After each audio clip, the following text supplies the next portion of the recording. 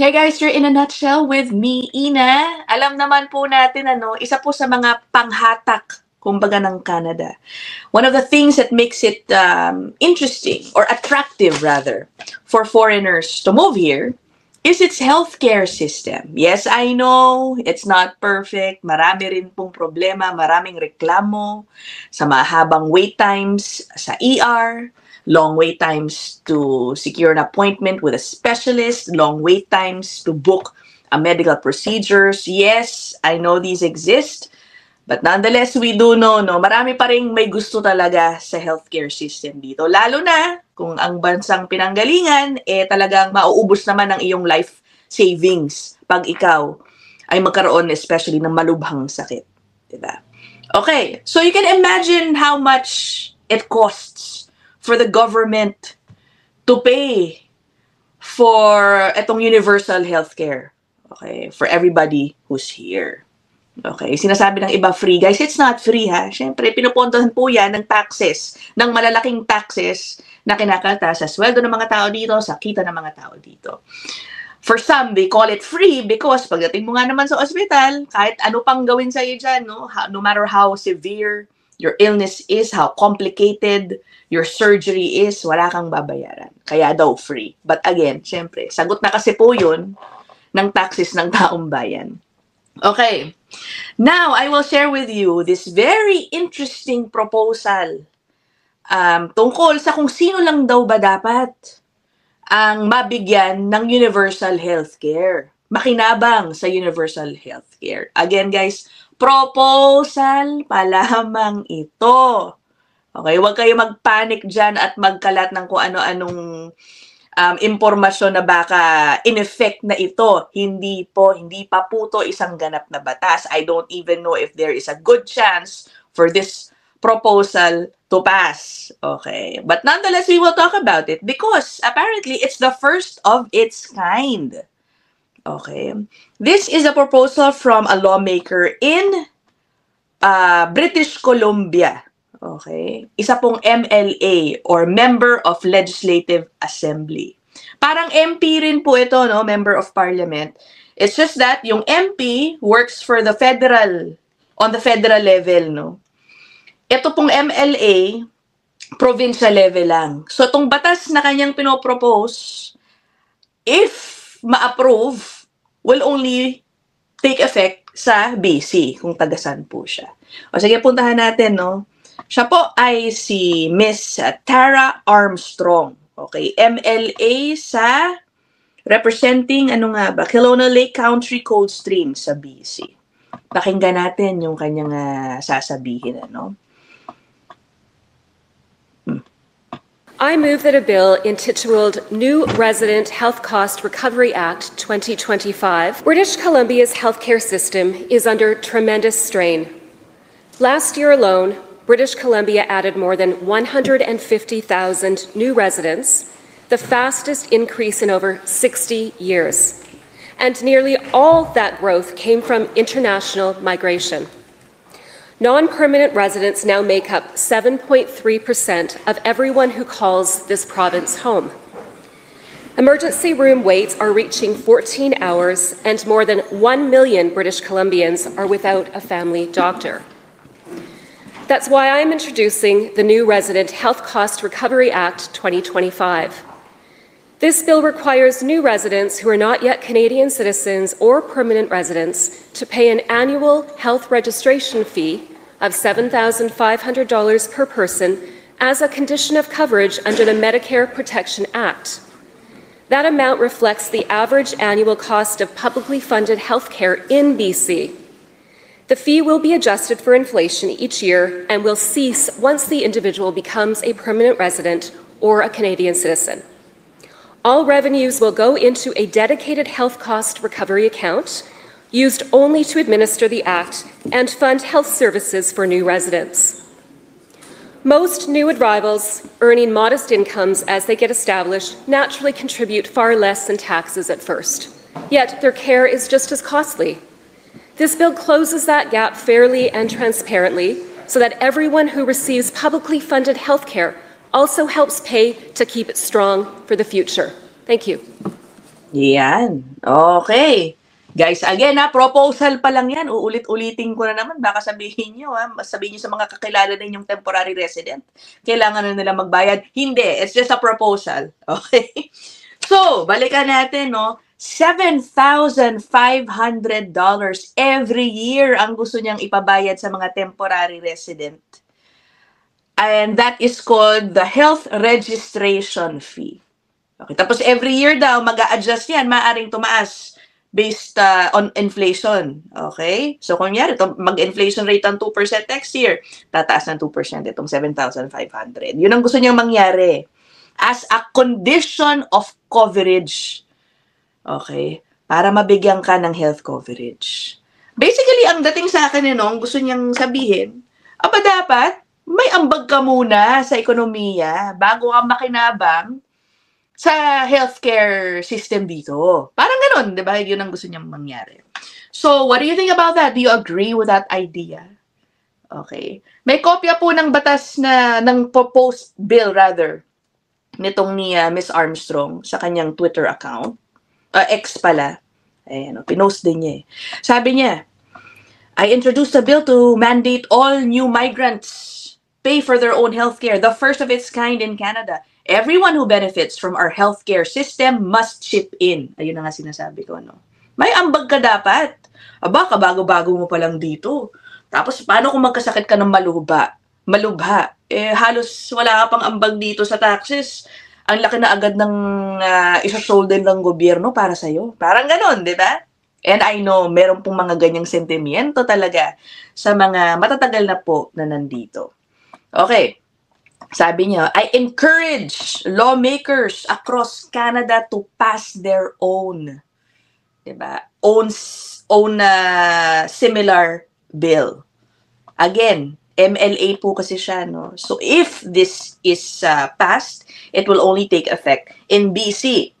So again, ang gusto niya, magbabayad ka ng annual fee na yan until you become a Canadian citizen or a PR or if you move out of BC. Tingnan nga natin kung may makikita pa tayong bago dito sa kanyang draft bill na pinost.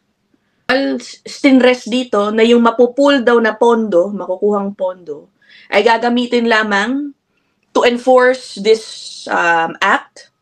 And yun, para siya na yung magiging pondo doon sa medical expenses for the new residents. Yan, dadagdag din sa kanilang pondo. O sabi, paano siya i-enforce, ano? So, pwede daw mag-require sa new residents to provide proof of Canadian citizenship or immigration status for the purpose of ensuring compliance.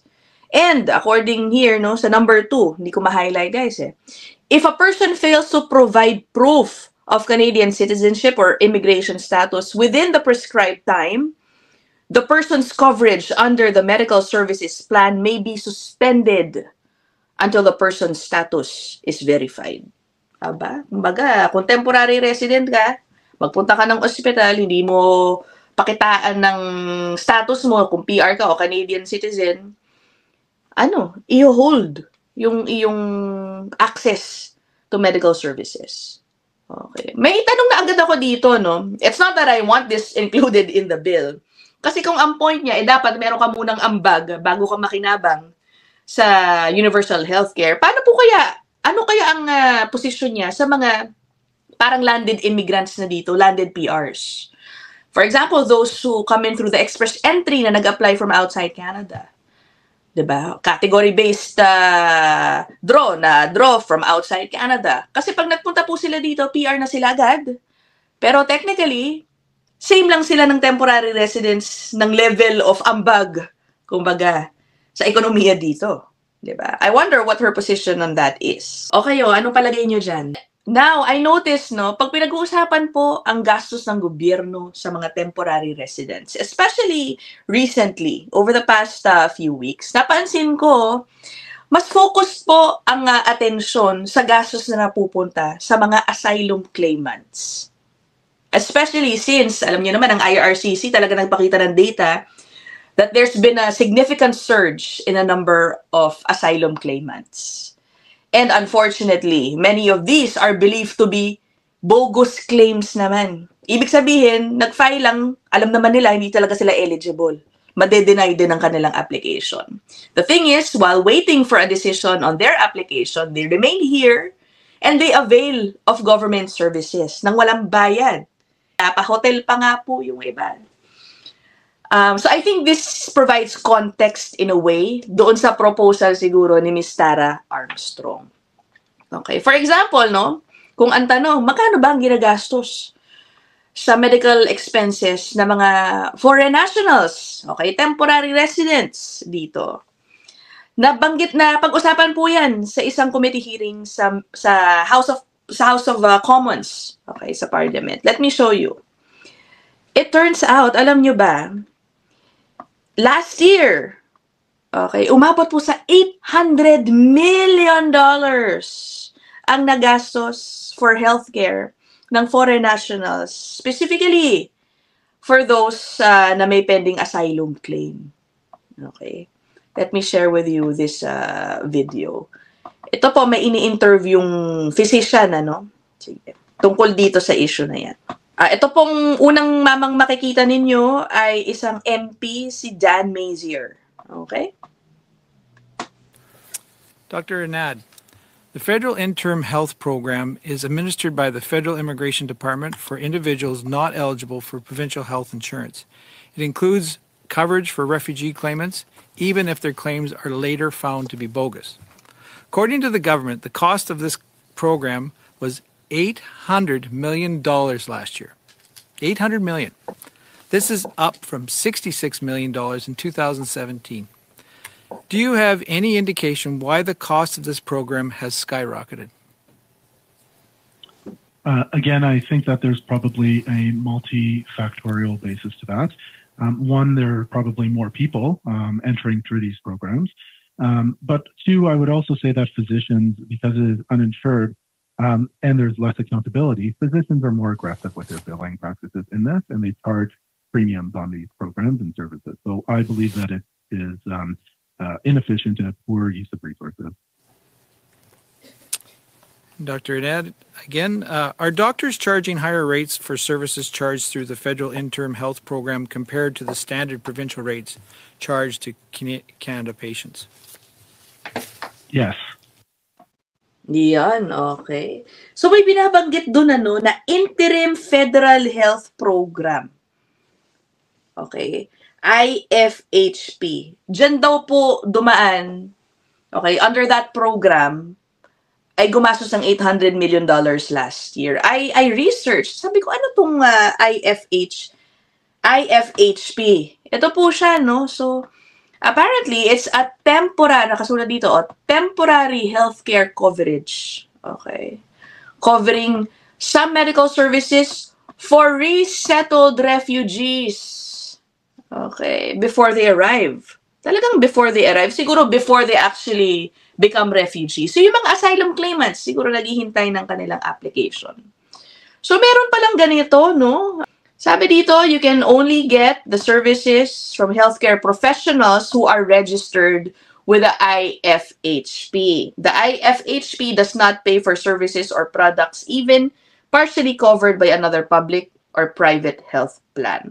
So, meron lang pong mga doktor, medical professionals na kumbaga accredited to provide services under this program. At ang sabi ng doktor, no, medyo nakakaloka din. Kapag isang temporary resident daw ay pumunta, asylum claimant, for example, nagpunta sa kanya para magpagamot, dahil it is a program separate sa universal healthcare system talaga dito, they charge them a higher fee. Ano ba yun? O, diba? Okay, but again, I am only discussing this for you to provide context kung saan maaaring nanggagaling yung panawagan na dapat may ambag muna ang mga temporary residents bago sila makinabang dito sa universal healthcare natin. Diba? Speaking of refugees, alam nyo naman, meron ding issue dyan. Or asylum claimants rather. Yung mahal, yung gasto sa pagpapalagay sa hotel sa kanila, diba? The government just ended its program na kung saan na bibigyan ng hotel stay itong mga asylum claimants, diba? Kasi umabot na raw ng $1 bilyong ang gastos para sila ay manatili sa mga hotel. What is actually concerning, for example, na sa Toronto, yung mayor daw po ng Toronto nagbabalak ngayon magtaas ng property taxes by I think 2% to shoulder yung pag-shelter ng asylum claimants. Okay? Kasi, so siguro yung iba, kinailangan ng umexit sa hotel, di ba? Kinailangan nila mag-check out. Siguro yung iba hindi makahanap ng sarili nilang accommodations. At ang sabi ng mayor ng Toronto, yun, magtataas daw sila ng property taxes to shelter these people. Okay, so I can just imagine the reaction of residents here. Tama ba na ganyan ang ganyang kalaki ang gastos na ibinibigay? And that's just for one category of temporary residents, ha? Diba? Anyway, let me know what you guys think. Would you support yung bill ni Ms. Tara Armstrong, yung pinakaunang pinag-usapan natin, ano, na dapat may ambag muna bago ka makinabang sa universal healthcare. 7,500 every year. Ang bigat din nun, ano? Until maging PR or Canadian citizen. Yan po ang kanyang proposal. Anyway, let me know what you guys think. I will end this episode here. I look forward to reading your comments. Okay, I'll see you in the next one. Bye!